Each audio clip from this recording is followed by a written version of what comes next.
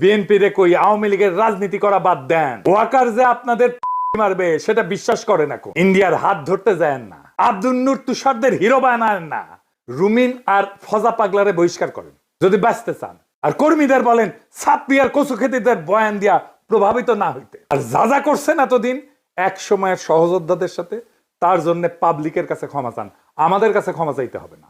NCP আর জামাত শিবিরের পিছে লাগা বন্ধ করেন, প্রফেসর ইউনূসের সরকারের পিছে লাগা বন্ধ করেন।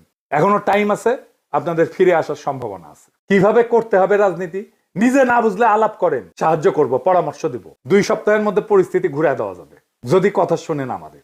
আমার কথা শুনলে যে ফায়দা আছে তার প্রমাণ হইতেছে পিনাকিরে তো হুতাই দিতে চাইছিল, ও আকার আর কচু খেতিদের সাথে মিলা পারছে, পারে নাই। সিচুয়েশন কেমনে পাল্টাইতে হয় সেটার জন্য গুরু না মানেন, পরামর্শ নিলে ক্ষতি নাই। আর জামাত শিবির এনসিপি কে বলি, চান্দাবাজদের বিরুদ্ধে কথা বলেন, অসুবিধা নাই, কিন্তু বিএনপি কে